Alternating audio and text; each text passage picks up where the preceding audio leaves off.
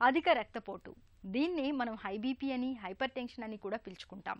స్వతహాగా ఇదొక వ్యాధి కాదు, కానీ మన శరీరంలో ప్రత్యక్షంగానో పరోక్షంగానో ఎన్నో రకాల సమస్యల్ని తెచ్చిపెడుతుంది. మెదడు, గుండె, కిడ్నీల వంటి కీలక అవయవాలను నిర్వీర్యం చేస్తుంది. రక్తపోటు విషయంలో నిరంతర అప్రమత్తతే మనకు రక్షణ కవచం. తరచూ డాక్టర్ని సంప్రదిస్తూ బీపీని చెక్ చేయించుకుంటూ ఉండాలి. రక్తపోటు పెరుగుతోందని తెలిసినప్పుడు జీవనశైలి, ఆహారపు అలవాట్లను మార్చుకోవడంతో పాటు మందుల వాడకాన్ని మొదలు పెట్టాలి. రక్తపోటును అదుపులో ఉంచుకునే మార్గాల గురించి ఇప్పుడు తెలుసుకుందాం.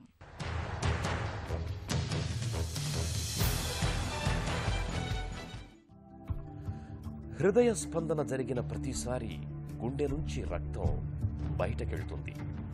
అత్యంత ఒత్తిడితో గుండె రక్తాన్ని బయటకు నెడుతుంది.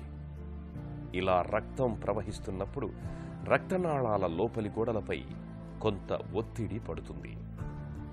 ఈ ఒత్తిడినే మనం రక్తపోటని, బ్లడ్ ప్రెషర్ అని, బీపీ అని పిలుస్తాం.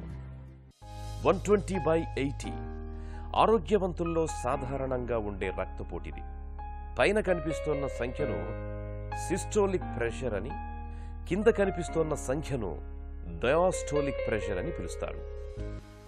పై సంఖ్య గుండె నుంచి రక్తం బయటకెళ్లేటప్పుడు ఉండే ఒత్తిడిని, కింది సంఖ్య గుండె విశ్రాంతి స్థితిలో ఉండే ఒత్తిడిని సూచిస్తాయి. సాధారణంగా 120/80 ఉండాల్సిన రక్తపోటు ఇవాళ మనలో చాలా మందిలో బాగా పోటెత్తుతోంది. అధిక బరువు, స్థూలకాయం, మధుమేహం, పొగ తాగడం, మద్యపానం, మానసిక ఒత్తిడి, తగినంత శారీరక శ్రమ లేకపోవడం, మితిమీరిన ఉప్పు వాడకం. అధిక రక్తపోటుకు 90% మందిలో ఇవే ప్రధాన కారణాలుగా కనిపిస్తున్నాయి. మిగిలిన 10% మందిలో ఇన్ఫెక్షన్లు, దీర్ఘకాలిక జబ్బుల మూలంగా అధిక రక్తపోటు సమస్యగా మారుతోంది.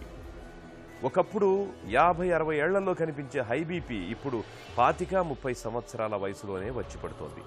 ప్రత్యక్షంగా పరోక్షంగా అనేక సమస్యలకు కారణమవుతోంది. హై బీపీ మొదలయ్యాక ఇక దాన్ని అదుపులో ఉంచుకునేందుకు జీవితాంతం మందులు వాడాల్సిందే తప్ప మన ముందు మరో పరిష్కార మార్గం లేదు. రక్తపోటు అదుపులో ఉంది కదా అని మధ్యలో మందులు మానేస్తే రక్తపోటు తిరిగి మళ్లీ పెరుగుతుంటుంది. బీపీ చక్కగా అదుపులో ఉంటున్నప్పుడు తరచూ మందులు మార్చాల్సిన అవసరం ఉండదు.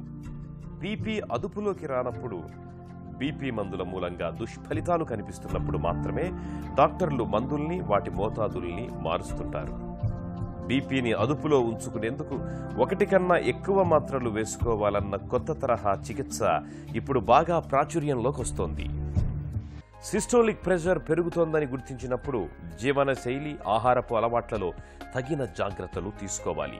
ముఖ్యంగా ఉప్పు వాడకాన్ని బాగా పరిమితం చేయాలి. చక్కటి సమతులాహారాన్ని తీసుకోవడం, ఉప్పు వాడకాన్ని పరిమితం చేయడం, ఎత్తుకు తగ్గ బరువు ఉండేలా చూసుకోవడం, చెడు వ్యసనాలకు దూరంగా ఉండడం హై బీపీని నివారించే ఉత్తమమైన పరిష్కార మార్గాలు. హై బీపీ అనేది ప్రత్యక్షంగా పరోక్షంగా ఎన్నో రకాల జబ్బులకు మూల కారణమన్న విషయాన్ని మనం సదా గుర్తుంచుకోవాలి.